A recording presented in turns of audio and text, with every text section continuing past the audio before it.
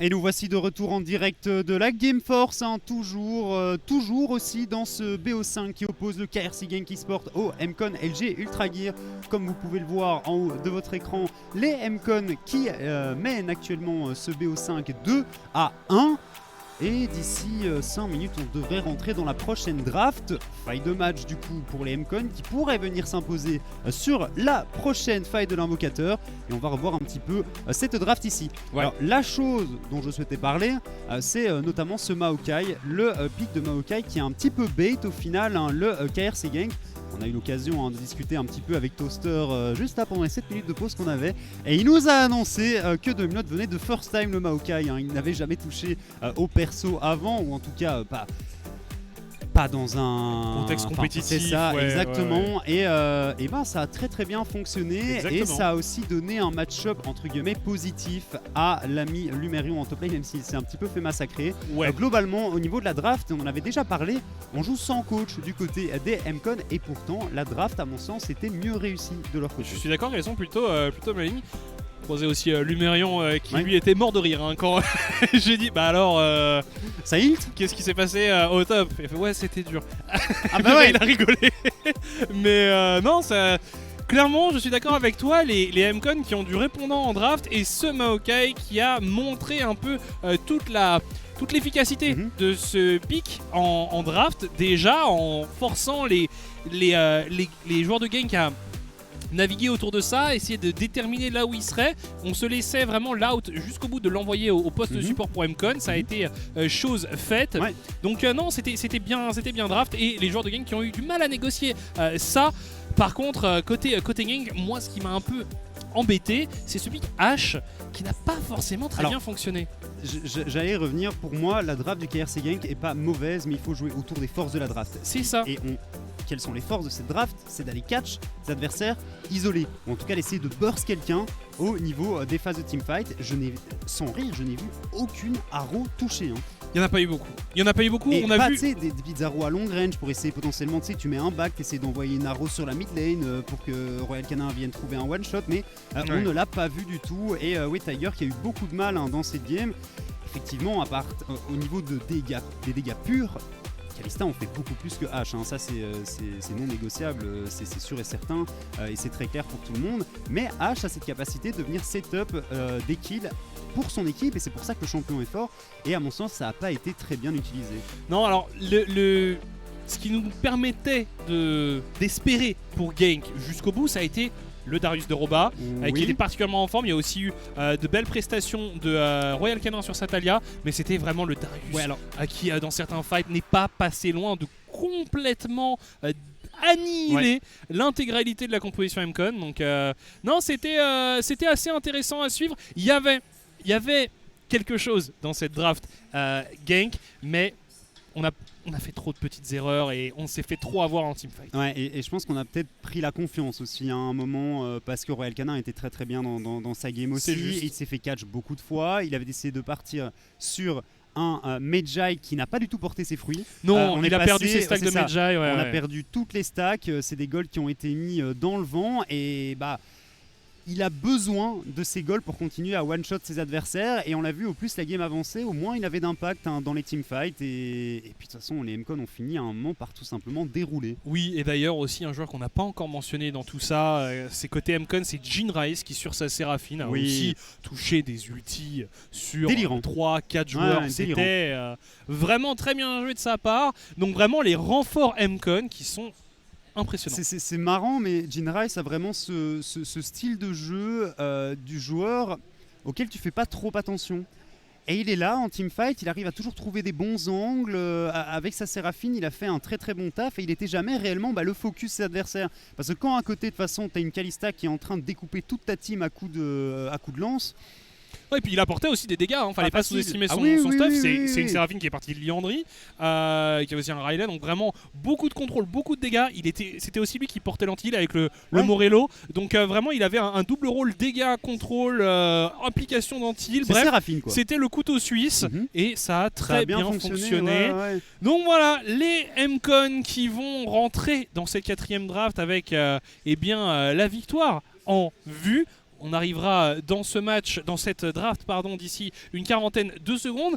Ce serait amusant de voir les MCon gagner, parce qu'on a parlé du fait qu'il y avait 3 équipes qui nous avaient impressionnés cette année, à savoir Genk, Agency, MCon. Ouais. Si les MCon gagnent, au moins les 3 équipes du top 3 auront chacune remporté un trophée cette saison. Ce serait finalement une belle image et une belle photo de cette année 2022 en Elite Series, avec ces 3 structures qui ont vraiment dominé, qui ont vraiment impressionné tout au long de cette année. Et c'est fou de voir à quel point cette itération des MCon fonctionne beaucoup mieux que l'itération qu'on a vue en Elite Series, à mon sens en tout cas, parce qu'on a gardé les éléments clés, les éléments qui fonctionnaient très bien pour les MCon, et qu'on a tout simplement changé les éléments qui posaient un petit peu plus de soucis, même si je pense qu'avec Cadaver ça se passait très très bien. Cadaver était un très très bon ADC. Après Toaster, c'est quand même un sacré bonhomme le gars.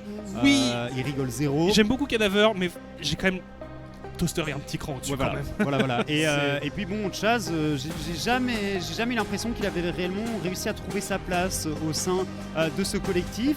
Là, on voit des joueurs qui sont souriants, on voit des joueurs qui ont l'air de kiffer en fait, tout simplement être là sur scène et jouer au jeu aujourd'hui. Et ça se passe très très bien. Ils sont à une game de remporter la victoire, comme on l'a dit, et tout pourrait se jouer ici. Oui, la draft qui approche, il y avait un petit délai, mais étant donné la musique qui arrive, ça devrait partir juste maintenant. Et nous y sommes. Oui. Le KRC Genk qui a bien entendu choisi le Blue Side après sa défaite. Est-ce qu'ils vont réussir à se remettre sur un bon pied en choisissant ce side? En tout cas, on voit des joueurs concentrés de part et d'autre. Pour le moment, les bans ne changent pas vraiment. Toujours ce Ekarim et Lee Sin Atrox enlevés du côté de Genk. Mais alors, la Caitlyn qui devrait suivre aussi. Du coup, là, je me dis, il y a un ban Ekarim côté MCon en first ban. Laisse-le Atrox, tu forces le ban presque Atrox aux adversaires. Je sais pas, mais je suis d'accord que ça me surprend qu'il y ait eu quand même autant de bans Atrox en blue side de la part de Genk. Moi j'ai du mal avec le fait que j'ai pas l'impression qu'on change réellement les drafts du côté de Genk. Au niveau des bans on fait là, ouais c'est ça. Au niveau des pics par contre, il y a un peu plus de variété. Les mêmes choix tout le temps. Est-ce qu'on va avoir le droit à cette Sejuani first pick une nouvelle fois côté KRC Genk? Ça a l'air d'être le choix qui va être fait. Ça y est, c'est lock-in. Sejuani donc. Sejuani again. Et Lumérion qui décide de remettre ses mains sur le GP. S'il nous ressort une prestation et le équivalente à la game 2, ça va être impressionnant. Et le Viego une nouvelle fois pour Dancy, très très bon sur ce champion également. Le Jarvan, peut-être le premier Jarvan de ce Best of 5. Voilà. Gertas qui prend la responsabilité de sortir ce pick. On sait qu'il est bon dessus, on sait qu'il a les moyens de carry son équipe avec ça. Alors la Kalista, on sait que Tiger a une très très bonne Kalista. Le problème c'est qu'il y a un Draven encore impossible en face. C'est Aphelios, ok. Alors on repart Aphelios côté Tiger. Et qu'est-ce qu'on vient chercher? Du coup on pourrait venir lock-in l'ADC, sinon il va se prendre encore plus de ban Toaster. Ou alors tu viens prendre un Victor et tu target la mid lane. Ah c'est le Ezreal. Ezreal pour Toaster. Apparemment il aime bien le match-up Ezreal Aphelios. Il paraît qu'il aime bien Ezreal. Quand tu vas voir ses profils, quand tu vas voir son historique de compétitif, c'est que Ezreal a plus savoir comment en faire. En tout cas, voilà, c'est lock. Et du coup, le pool de champions mid lane qui devrait se réduire considérablement. Je vois bien les deux équipes focus ce rôle. Le Azir, le Victor, la Taliyah. Je pense que c'est 3 picks qui vont sauter. Ouais. Et potentiellement cette Séraphine aussi, cette Séraphine qui rentrerait pas trop mal au sein de la draft des MCon. Le Veigar qui gêne. C'est vrai que c'est une draft qui est quand même très très similaire à la draft à laquelle on a eu droit en Game 2 côté MCon. Un peu de poke avec ce GP, avec ce Ezreal, et quand je dis un peu, c'est beaucoup bien entendu. En plus, on a un GP qui va être assez tranquille avec un match-up contre Sejuani. Il va pouvoir être vraiment bien. Sylas qui est enlevé aussi. Et donc, en fait, la Taliyah de Royal Canin qui fait pas spécialement peur au MCon apparemment. Ou alors, si elle est open, on pourrait totalement venir la sécuriser pour Jinrice. Je pense qu'il la joue. Harry. Harry pour, du coup, Jinrice qui va affronter Royal Canin avec l'un de ses pics favoris. Ok, là le Victor est dispo, mais attention, si tu prends le Victor ici ou la Talia, c'est très immobile. Harry a une bonne setup, il y a un jungler qui a des dégâts, qui pourrait faire assez mal. Le Twisted Fate dont on parlait. Ouais, on en a parlé dans le pré-show. Est-ce qu'on n'est pas trop fort en fait? Ça c'est la grande question. Twisted Fate du coup, je vais pas relever. Twisted Fate donc qui est lock par le KRC Gang. Et la Renata. Et une Renata. J'aime bien la Renata. J'aime bien la Renata aussi. J'aime bien la Renata. Ouais, s'il te plaît. Merci. Voilà, c'est lock. Okay. Et du coup, on va voir ce Twisted Fate qui va apporter énormément de mouvements sur cette map. Et là, ça va pas être facile du côté des MCon au niveau de l'engage surtout. Un Blitzcrank qui arrivera à toucher un Felios et c'est game. Mais ce sera un Braum. Ah, j'aime bien. C'est pas mal, mais c'est... Est-ce que tu manges l'ulti de la Renata avec ton shield? Je sais plus. Je sais que j'avais déjà... je ne sais plus. J'en ai aucune idée. Je ne sais plus. Il me semble pas, je crois que c'est la première fois que je vois l'interaction. En tout cas... Aucune idée. On manque d'engage. On manque MCon. Un petit peu d'engage. On peut avoir quelques pick-up avec un charme de la Harry. Avec un stun du Viego, mais c'est vraiment léger. Après, on doit aller de l'avant du côté de Gank avec ce Jarvan, avec cette Sejuani. Et on n'a pas une team qui est mauvaise pour recevoir, notamment avec ce Braum qui a été intelligemment drafté sur la fin par les MCon ici. Donc on va voir un petit peu comment ça va se passer. Faut que Royal Canin arrive à avoir de l'impact. Une fois qu'il aura son niveau 6 de disponible. Et Gertas va falloir mettre du rythme en early sur le Jarvan, mais on sait que c'est un perso qu'il apprécie, c'est un perso qu'il joue régulièrement et c'est un perso sur lequel il est capable en général de venir mettre la pression sur les lanes de ses adversaires. En tout cas, la 4e draft de ce Best of 5 est terminée et les joueurs d'Mcon qui ont l'occasion d'aller potentiellement chercher un premier trophée cette année. On le voit, le trophée présent au milieu de la scène. Ça ferait plaisir à cet effectif, je pense, notamment à tous ces joueurs qui sont là depuis le début du Summer. Et on voit quelqu'un dans le public avec aux couleurs d'Mcon, en tout cas, un fan acquis à la cause de l'équipe néerlandaise. En tout cas, nous sommes partis pour la 4e rencontre de ce Best of 5 entre les Mcon LG Ultra Gear qui ont l'avantage, qui mènent 2-1 dans cette grande finale face au KRC Gang Esports qui aimerait aller titiller les Mcon et amener ce BO juste en Game 5. Ouais. En tout cas, Mcon contre Gank, c'est parti. Bon, maintenant qu'on est en Game 4, c'est Silver Scripts ou rien de toute façon, non? On n'est pas allé jusque là. Ouais, et pour ne pas écouter Silver Scripts. C'est ça. Oui, mais tu peux l'écouter comme tu veux, t'as qu'à juste allumer ton... Non. Moi, je veux une 5e game. Après celle-là, bien entendu, on va peut-être un petit peu se concentrer, se refocus sur cette partie ici. Est-ce qu'on a quoi que ce soit qui sort de l'ordinaire? Non, Toaster qui a fait le choix de la cleanse cette fois-ci sur le Ezreal, c'est logique. Tu joues contre une Sage et surtout un Twisted Fate. Si je me trompe pas, c'est le premier Twisted Fate qu'on aura l'occasion de voir... piloté par Royal Canin. Ah mais piloté par n'importe quel joueur. Oui. Oh les Mcon, peut-être Invade. C'est bien senti. Ouais. Gertas va-t'en. Ah ça c'est compliqué pour ce joueur parce qu'on le voit. Tiger n'est pas présent, ça va se battre. Et là, on doit laisser ce raid. Oh ça reset. Mais... en fait, d'accord, Densi perd un peu de temps. Le problème, c'est surtout pour Toaster et pour Dunlot. C'est ça. Parce qu'il est dans la sauce Gertas. Ouais, la Gertas. Il va arriver sur un blue buff en ayant déjà pris quelques dégâts. Il va devoir le faire solo. Et c'est parfait parce que venir contester ce red buff, ça veut dire quoi? Ça veut dire que Gertas est forcé d'aller sur son bleu. Et ça veut dire que s'il veut un red buff, il va devoir aller chercher celui du topside. Et donc on sait totalement où est le Jarvan du côté des Mcon. Et on va pas pouvoir tenter de cheese gank, quoique. Au moment où tu le dis, il se dirige vers le topside. Mec, vraiment, si Lumerion se fait avoir là-dessus, il veut tenter va se faire avoir là-dessus. Il a déjà flash. Et c'est très bien exécuté ici de la part de Girtas. Est-ce que ça va suffire pour venir chercher le kill sur Lumerion? Et c'est un first blood pour Girtas. Mais qu'est-ce qui vient de se passer? Un début catastrophique pour le jungler de Genk qui est très vite rattrapé grâce à ce first blood. Non mais... Bah oui, je suis Silver 5, j'avais vu le move venir à des kilomètres. Lumerion, s'il te plaît. Concentration. Il doit se marrer à mon avis, hein, Lumerion. Ouais, quoi qu'il est, quand même fortement concentré, il est là en mode...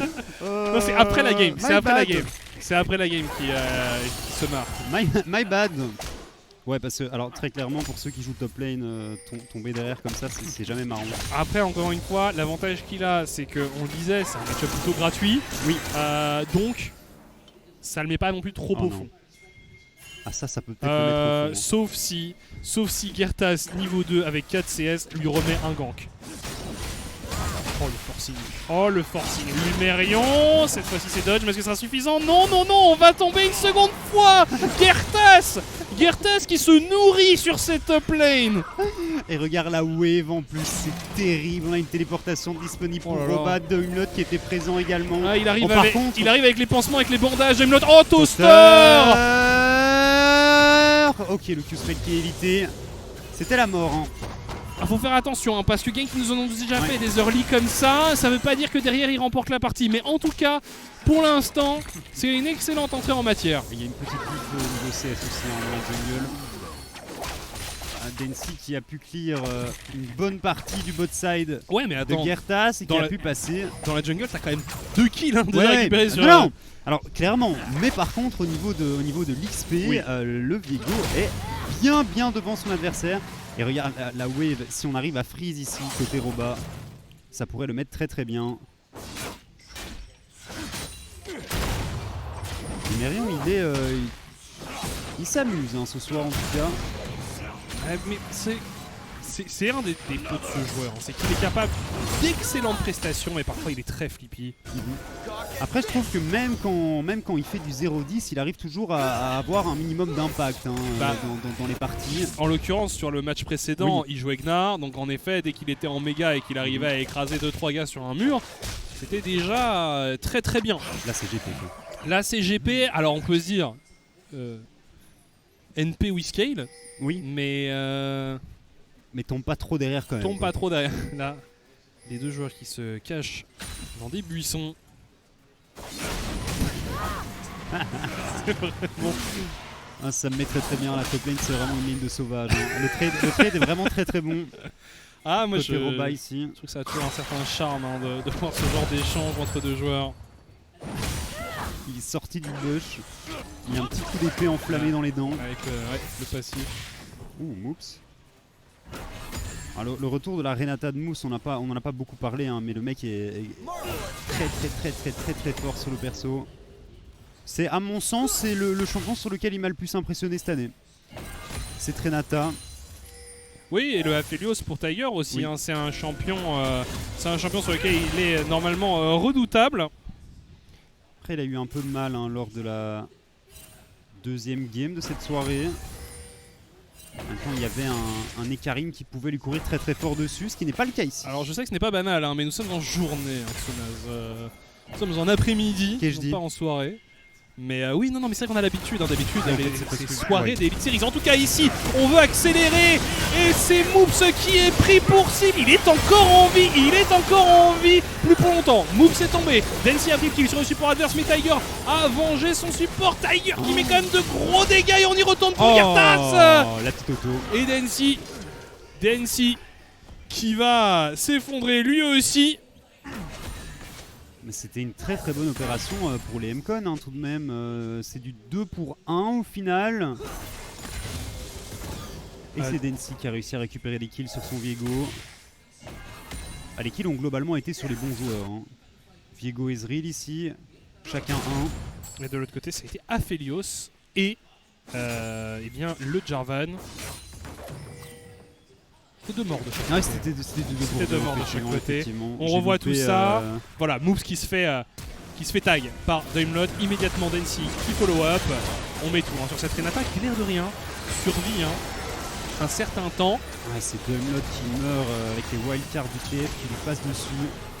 Et là, ça se joue à rien aussi. Hein. Ouais, Gertas qui fait un bon travail ici, qui vient porter les dégâts juste comme il faut sur Densi. Petit coup de lance épée là. Paf.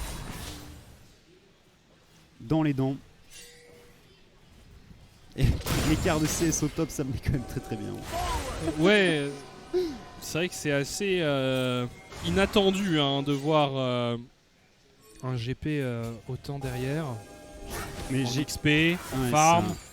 C'est ça. Ça ressemble quand même à une très grosse game de Gertas, hein, ça. Là, c'est clairement sa meilleure prestation en early depuis le début de ce best of 5. Et c'est sans appel. Hein. Ouais, bah 100% de kill participation, 3-0-1 à 8 minutes de jeu. Ouais, c'est pas mal. C'est pas dégueu. Hein. C'est pas mal du tout.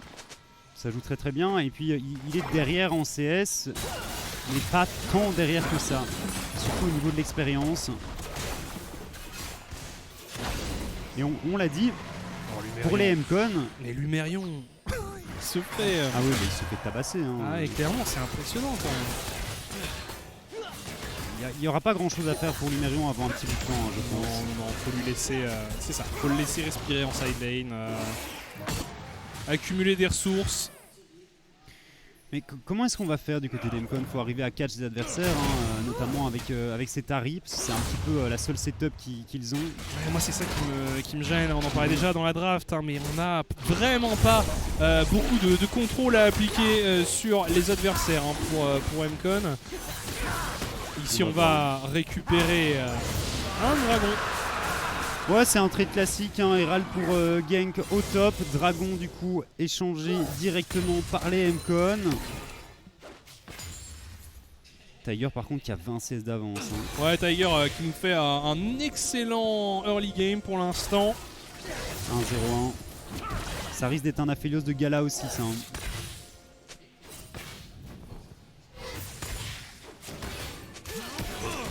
Par contre, Royal Canin. Oh attends, il y a du mouvement.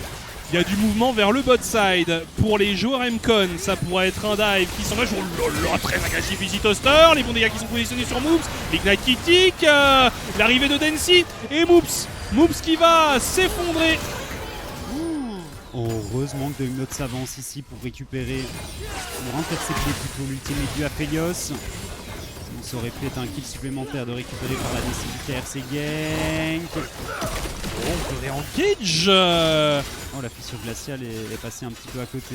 Elle n'est pas passée loin de Tiger, mais ça n'a pas été suffisant pour venir le toucher. Toaster, attention, qui est quand même très low. Ah, une auto-attaque Q-Spell et on est mort. Oh, attention, le flash initié très très bon du côté de Doimlot. Toaster qui décide de flash in également. Est-ce qu'on va arriver à venir à bout de Tiger et son Aphelios? Non, la réponse est très très bonne du côté de Gertas et de Royal Canin. Et c'est 2 kills du coup de récupérer par le KRC Gank. On a un héros de la faille en plus qu'on va pouvoir jouer sur cette botlane pour venir récupérer la première tour du match. On a joué à la limite pour les deux équipes, mais finalement c'est Gank qui sort vainqueur de cette phase de jeu et qui va en profiter aussi pour récupérer la première tour de ce match. Excellente opération, excellente phase de jeu pour le KRC Gank. 4000 gold d'avance. C'était vraiment... Ça s'est joué à un cheveu pour les deux AD-carry. C'était beaucoup trop agressif, hein. Ouais. Sincèrement, côté... alors, l'initiative est pas mauvaise, hein, et mécaniquement c'est très clean du côté de Doimlot et du côté de Toaster, mais ils vont beaucoup trop loin. Non mais ils nous font le spectacle, c'est une finale, ils nous nous offrent du spectacle, c'est chouette. Il est vrai, mais... Si on réfléchit en termes de... Oui, de manière plus rationnelle, c'est sûr que c'était pas forcément les meilleurs... Après tu vois, si ça passe, bah, tu mets potentiellement Tiger au fond, tu arrives à mettre ton Ezreal devant, donc voilà, c'est un risque qui a été pris, ça ne paye pas. Pour le coup, Tiger, il est pas du tout au fond, non. Il a énormément d'avance en farm, il vient de récupérer sa Gale Force. Il a sa Gale Force, il a son abatteur qui continue à tirer tranquillement. Bientôt bientôt compléter l'abatteur. Et ça continue, hein, les tentatives de dive. Ouais, est-ce qu'on va forcer encore sur cette lane à 4 contre 2. Il n'y a pas le 6 en plus sur Moops. Ouais, non, c'est ce que je regardais en effet. Moops qui aurait pu être un souci à gérer. Et on va les voir arriver. Et du coup on avance sur Toaster. Mais Tiger, les claques qu'il met à son adversaire. Mais c'est très bien ce qu'il fait Tiger ici. Il se bat comme un beau diable. Ça ne sera peut-être pas suffisant, mais en tout cas il vend chèrement sa peau. Densi qui vient terminer le travail. Royal Canin qui arrive un tout petit peu trop tard. Mais heureusement qu'on a vu ce move arriver côté gank, parce que ça permet d'équilibrer un peu tout ça et de récupérer, en fait, de trade les AD carry. J'ai pas du tout vu où était parti l'ultimate de la Renata. Dans le shield de Braum, je présume. On aurait donc notre réponse. On aimerait bien voir un replay, du coup, histoire d'avoir... Monsieur l'observateur. Je crois qu'il se moque de moi. Non, on aura peut-être droit à un replay pour le coup. C'était pas une action inutile non plus. Hein. Non, et vraiment. Et on n'a pas vu comment Toaster s'est fait découper non plus. Hein, parce que... Ah oui, on l'a vu quand il était à 3 HP. Moi j'aimerais bien voir le 100 à 3, tu vois. C'est ce qui s'est. Ça a été plutôt vite, ouais, c'est ça. Juste Il a dû se prendre gros Gale Force, arme rouge, W et c'est terminé. Terminé, et on voit qu'il a un level d'avance, 20 CS de retard. Tiger il est en orbite ici avec son Aphelios. Prochain dragon, dragon infernal, et j'ai l'impression que le KRC Gank est assez bien positionné. Surtout qu'on donne le red buff à Tiger. Et regarde, au final c'est Girtas qui est passé devant à l'XP. Alors qu'il était tant derrière. Ouais, après il a une concurrence en effet avec la récupération de kill et d'assist. Hein. Et une prime sur la tête du jungler français. 400 gold. Cette fois, le dragon sera la propriété de Gank. On va évidemment pas tenter de le contester pour MCON, mais pas du tout en place. L'avance qui est déjà non négligeable hein, pour le KRC. 5000 gold d'avance à seulement 14 minutes de jeu. Ça semble être très bien parti pour le KRC Gang. Après, il ne faut pas oublier évidemment que malgré un avantage certain qui avait été pris par cette équipe, on a déjà vu les joueurs de Gang trébucher. Un dive qui s'initie peut-être sur Royal Canin, le charme qui est passé. Bon, on va s'arrêter là. Ah, ça fait peur la gold card en dessous de la tour quand même. Forcément, en effet, ça calme un peu les ardeurs des joueurs de Gank. De MCON, pardon. Et Tiger qui pourrait peut-être aller bosser ses tourelles au mid. Hein. Aphelios avec les chakrams, ça fait très mal. Dashing côté Toaster. Tiger, il en a rien à faire. Non. Attention à pas overstay tout de même. Il y avait Girtas en couverture. Le retour de Lumerion sur vos écrans. Lumerion qui a, pendant ce temps-là, hein, oui, on l'a plus vu, hein, on l'a plus regardé. Ici, le top laner MCON, mais il a complété une trinité. Là, il va aller prendre une tour. Oh, il bosse bien. Hein. Ah, écoute, il fait son travail de GP qui a été un peu chahuté en early. Voilà, la grume pour se sortir de la glace. Bon, héros de la fight du coup au niveau du top, je pense qu'on va peut-être avoir le droit à un fight. Tiger qui mise complètement son ultimate ici. Mais le héros de la fight est cool. Ouais. Attention à Moops, hein, pas faire de bêtises non plus. Et cette tourelle, ils pourront jamais la prendre en MCON de toute façon. Pas avec la défense qui est proposée par le KRC Gank. Et ça risque de se calmer un peu dans les prochaines minutes. Pas d'objectif à jouer avant l'apparition du Baron Nashor et du troisième dragon. Firextech, hein, on l'a pas mentionné. On a donc le droit à nos autoroutes. Ah, tes fameuses autoroutes Hextech. J'aime beaucoup. C'est vraiment une très bonne addition. Hein. Bon, le rythme de la partie qui semble se ralentir un petit peu. C'est vrai qu'on a eu un début de game en fanfare, hein, avec notamment Girtas qui a été le chef d'orchestre hein, de cette early game, qui a vraiment animé tout ça. Là, ça se calme un peu, les équipes reprennent leurs esprits, les 40 gold se stabilisent aux alentours des 4000 gold environ d'avance pour Gank. Et il faut être vigilant parce que certes, on a un scaling menaçant côté Genk, mais on a aussi des arguments à faire valoir côté MCON, notamment avec ce Gangplank qui est laissé un peu trop tranquille à mon goût. Moi je pense que le temps est clairement en faveur des MCON, parce qu'on a que ce Aphelios au final qui scale réellement du côté du KRC Gang, parce que bon, Jarvan c'est très early quand même, c'est pareil pour Twisted Fate, Twisted Fate c'est pas un perso qui a beaucoup de dégâts. Donc faut continuer à accélérer du côté de Genk. Justement, on accélère sur le topside avec l'utilisation de ce héros de la faille. On attrape également Densi au passage. Densi qui s'incline. On est désormais en train de chasser les joueurs de Genk. Toaster qui va rejoindre Doimlot et Jinrai. Flash-in de Doimlot. Gertas forcé au flash out, lui aussi l'arrivée de Roba qui est pas mal du tout en flanking, et finalement on décide de turn côté Genk. Toaster qui subit la dernière attaque de Gertas. On va plus loin côté Genk, on enchaîne, on va peut-être chercher Lumerion qui va lui aussi rejoindre ses coéquipiers dans la tombe. Ça va être un ace pour le KRC Genk. Ah, celui-là il fait très mal par contre. Lace à 18 minutes de jeu, c'est Tourelle au mid qui devrait tomber. Est-ce qu'on va peut-être même pouvoir récupérer ces T2 en top lane On voit que Gertas a l'air de continuer le travail qui avait été commencé par ses coéquipiers. Ça y est, c'est fait, et c'est le gong de la misère qui retentit dans les oreilles des MCON. Le gong de la Hesse. C'est la Hesse, effectivement. Non, clairement, là, c'est une excellente phase de jeu du côté de Genk qui s'est retourné comme un seul homme quand ils ont vu Roba arriver. Roba qui a été excellent, qui a été décisif sur ce mouvement. Je pense qu'on s'est senti un petit peu désespéré aussi du côté des MCON. On sentait que la game était complètement en train de leur échapper, et on a été trop agressif, on a été trop loin en essayant de récupérer des kills pour récupérer un minimum de ressources, et on s'est fait reculer. Ça se stabilisait autour des 4K gold d'avance pour Genk. Là, c'est le double. Ils n'avaient pas besoin d'accélérer. Alors, moi je pense pas. Les MCON, ils avaient juste besoin de défendre ce héros là. Exactement, il fallait défendre, essayer de pick up quelqu'un, et puis ils auraient dû s'arrêter là. Là, le problème, c'est qu'ils viennent vraiment de mettre les joueurs de Genk très bien. Parce que je pense sincèrement qu'à 30-40 minutes de jeu, les MCON sont mieux en teamfight. Ils vont utiliser ici, on récupère la T2.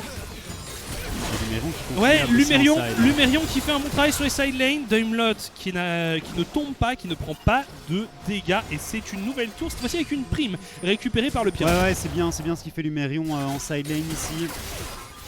Récupérer des ressources comme ça pour son équipe, c'est parfait. Nouveau dragon pour Genk, le deuxième de cette partie. Je pense qu'après ça, on peut reset et commencer à jouer autour du Baron Nashor. Les MCON, ils ont pas les thunes, pour venir contester ce Baron Nashor. Ah, et puis on a aussi un Gangplank qui est pas encore extrêmement bien équipé. Wow. Alors attends, il va back. Chatte et qu'il tape un crit avec 20%, il y a peut-être moyen. Ok. Avec un peu de réussite. Avec un petit peu de réussite, il y a moyen, et il décide de partir sur un Lord Dominic Rigard du coup. On a besoin de ça pour venir à bout de la CGNI et pour venir à bout de Gertas et son Jarvan. Ça va se positionner pour les deux équipes autour de ce Baron Nashor. Je t'avoue que je suis surpris de voir ce Gertas sorti seulement maintenant. Ce Jarvan du coup, entre les mains de Gertas, sorti seulement maintenant, parce que c'est un des champions sur lesquels il est le meilleur, et c'est un champion qui est très méta actuellement, attention. Et qui était encore... Lumerion, c'est plutôt sur Jinrai, on essaie de se retourner, mais l'ultimate de Gertas qui part sur Lumerion, on est un petit peu esselé du côté de Roba, du côté de Gertas, l'ultimate de Aphelios qui passe complètement à côté, c'est peut-être le moment d'inverser la tendance pour les MCON. Il y a un shutdown gigantesque qui vient d'être récupéré par Jinrai. Lumerion qui se fait solo kill sur le côté par Roba, et Moops qui a l'air d'être en difficulté également. Ça y est, deuxième kill récupéré par les MCON. C'est un 2 pour 1 pour l'instant pour les MCON. Et forcément, on a Genk qui ne peut pas aller chercher le Baron Nashor avec ça. Les MCON qui gagnent du temps, les MCON qui continuent à avancer progressivement vers ce cap des 30 minutes peut-être pour aller stabiliser un peu tout ça et laisser le temps à ce Gangplank de s'activer à 100%. Et puis on a aussi un Ezreal qui monte en puissance. Bref, les MCon qui sortent clairement vainqueurs de cette phase de jeu. Et c'est Jinrice qui a récupéré le shutdown à peu près 1000 goals à mon avis sur Gertas et son Jarvan. Donc ça va permettre d'accélérer un petit peu son stuff. Regarde, la grosse baguette là, dans son inventaire, elle est offerte par la mort de Gertas. C'est très bien. Vu comme ça. Vu comme ça. En tout cas, belle grosse baguette. On a eu un fight très décousu sur le fight précédent. C'était, ça se battait un peu par petits groupes ou en 1v1. On a vu Gertas qui a donné tout ce qu'il pouvait pour temporiser, pour gagner du temps. Grâce à son Gore Drinker, il a pu encore rallonger sa durée de vie. Mais ça n'a pas suffi. Ça s'est pas joué à grand chose parce que sincèrement l'ulti de Roba est complètement mis à côté. L'ultimate de Gertas est utilisé juste sur Lumerion et son GP. L'ultimate de Tiger ultra important qui passe aussi complètement à côté de ses adversaires. Donc globalement, la gold card. Il faut faire gaffe au Royal Canin. On ici, protège. Le bisou qui va toucher. La stopwatch qui est très bonne du côté de Royal Canin. Est-ce qu'on peut faire quoi que ce soit? Le Gertas qui a l'air d'être complètement esselé et on se fait détruire par Toaster et son Ezreal. Attention à Gank. Attention Lumerion qui avance avec ses barils. Ça a frôlé la moustache de Tiger. Tiger très agressif ici qui veut y retourner. Et finalement c'est fait. On ne l'a pas vu. Ça s'est passé en dehors de l'écran mais Toaster qui succombe. On se retourne sur Densi, sur Doimlot, Royal Canin qui fait un excellent travail. Et les joueurs de Genk qui sont en train de reprendre l'avantage dans ce match. En tout cas de freiner les efforts MCon. Et c'est un Baron Nashor qui tend les bras au KRC Genk. Jinrice et Lumerion seront un peu démunis pour tenter de défendre l'objectif. Il n'y a pas de smite et il y a surtout Lumerion qui pourrait faire pas mal de dégâts avec des barils. Il y a Jinrice aussi qui se balade. Ce serait terrible, ce serait vraiment terrible. On se retourne pour Genk. Lumerion qui se fait attraper. Lumerion puni par Tiger. Le Baron Nashor qui n'a pas encore reset. Il est en train de tomber. Jinrice peut-être. Jinrice pour le miracle. Le charme qui est passé. J'ai eu peur avec l'arc térébrant. J'ai eu très peur d'un drame pour le KRC Genk. Ça se passe bien du coup. On vient de passer le cap des 10 000 gold d'avance pour le KRC Genk et ça pourrait être un push final entamé par cette équipe en blue side. Troisième dragon également qui arrive. Je ne pense pas que vous ayez envie de contester cet objectif, chers amis de chez MCon. C'est Doimlot pris à partie un petit peu. Il va pouvoir se repositionner sur un de ses alliés. Tiger, attention à Tiger qui fait énormément de dégâts. Et Gertas qui continue son travail. Drôle de flash. Mais c'est un flash tout de même. Et là, on a déjà perdu du monde. NC face à Gertas. Isolé dans le cataclysme du jungler français. Gertas qui tue son vis-à-vis. On se retourne sur Lumerion. Est-ce que ce serait pas la game? Est-ce que ce serait pas en tout cas un avantage quasi décisif pris par le KRC Genk ici? Il ne reste que Toaster et Jinrice pour défendre la base des MCon. Est-ce que nous allons aller en Game 5? Est-ce que nous allons aller au bout du suspense? On semble s'y diriger parce qu'il y a une première T3 qui tombe. Il y a un inhibiteur qui tombe. Il y a un Baron Nashor qui tourne pour le KRC Genk. On se repositionne prudemment pour Genk. À Gold Card sur Jinrice, ce sera pas suffisant.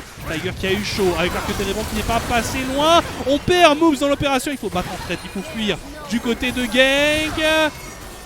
Tiger, peut-être. Tiger, finalement, on tue Larry. Oh là là là là là là, la BT qui a tellement fait la diff ici. Tiger qui arrive à survivre à 2 auto-attaques de plus. Le doublé pour ce Aphelios excellent. On enchaîne sur un dragon X-Tech. Ce sera un 3e dragon pour le KRC Genk. Une âme qui est à portée de main pour cette équipe. C'est sécurisé par Gertas. On prend une très grosse option sur la victoire pour Genk. Il va peut-être falloir un second Baron Nashor, mais globalement tu sens qu'ils sont en maîtrise de cette partie. Les MCon qui ont vraiment du mal, et le problème des MCon, c'est leur composition sans engage. C'est très compliqué d'aller faire des catchs et de tenter de grappiller des ressources sur la map, de grappiller des kills. Puis ça semble... Ouais. Pourtant les fights ont l'air close quand même. Bah, ils se battent. Il y a quelques erreurs qui sont faites du côté de Genk et on arrive à récupérer des shutdowns sur des cibles clés côté MCon. Non, mais il y a 11 K-Gold de retard pour MCon et pourtant, de temps en temps, ils arrivent à nous faire douter. Le truc, c'est que. Bon. Certes, il y a Lumerion sur son GP, mais il a vraiment du mal à s'activer. Il refait une game en 0-6. Ah, écoute. Ce soir, Lumerion, c'est.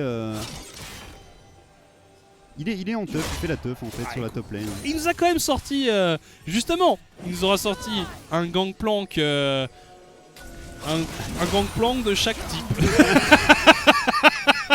Le gangplank de ta team pour cette game et le gangplank de la team en face pour la game 2. En tout cas, les MCon désormais dos au mur qui tentent de défendre leur T3 top. On est déterminé à essayer de percer côté Genk. On a Royal Canin sur la mid lane qui fait un bon travail lui aussi. Attention à ce Aphelios, les chakrams qui sont bien stackés ici du côté de Tiger. On préfère énormément de dégâts, la gold card qui viendra à bout de Densi. Semble s'approcher de la fin de game. Les joueurs de Genk qui ont déjà fait tomber un joueur MCon. Désormais, les T4 sont le dernier rempart pour les MCon. Le stun qui est passé sur Jinraise. Jinraise qui succombe. Et on va y aller. On va se diriger vers une 5e game dans cette grande finale. Le KRC Genk qui égalise. Et nous allons arriver au Silver Scrapes. Silver Scrapes dans la salle en plus, ça va être magique. 5e game, Roba qui a l'air assez content. Les MCon qui se sont fait détruire. T'as l'impression qu'au plus on avance, au plus les games sont one-sided. On va voir comment ça va se passer pour la dernière, mais celle-là elle était compliquée. Gertas a hard carry l'early game, a donné tellement d'avance à Tiger, et puis Tiger il était inarrêtable tout simplement sur cette fin de game. C'est scripté. C'est scripté de ouf. Un BO5 en 5 games. C'est scripté de ouf. Par contre, avantage aux MCon sur un point, c'est qu'ils ont le choix du side sur l'ultime rencontre de ce best of 5. On l'a vu dans ce best of 5, le choix du side a quand même eu beaucoup d'importance. MCon a gagné une fois en red, sinon c'est 3 victoires en bleu. C'est ça, c'est 3 victoires en blue side pour les deux équipes. C'est ça. Et puis une seule en red. Donc voilà. Est-ce que cette fois-ci Genk arrivera à aller chercher le dernier point en red? C'est ça, parce que techniquement, Genk n'a gagné qu'en blue. Ils vont pas avoir le blue là. Est-ce qu'ils vont être capables de gagner en red? Ça, ce sera la grande question, la grande interrogation de cette dernière game, de cette dernière draft surtout. Qui, comme vous pouvez le constater de l'autre côté, moi j'arrive pas avec le miroir, le fait que je suis en miroir, je n'arrive plus à... Voilà, tu vois, là-bas, devant ta tête. Sous ma tête. On verra dans 13 minutes, du coup, une draft qui devrait se lancer. Je ne sais pas si on va changer beaucoup de choses, mais ce Aphelios cette fois-ci qui a fait un massacre. Oui, le Aphelios de Tiger qui a été extrêmement impressionnant et globalement c'est vrai, tu le disais, on reste plus ou moins sur les mêmes choses du côté des bans pour les joueurs des deux équipes. On verra un peu s'il y a du changement en dernière game. Nous on va faire une rapide pause et on se retrouve pour le dénouement de cette grande finale. Restez avec nous, à tout de suite.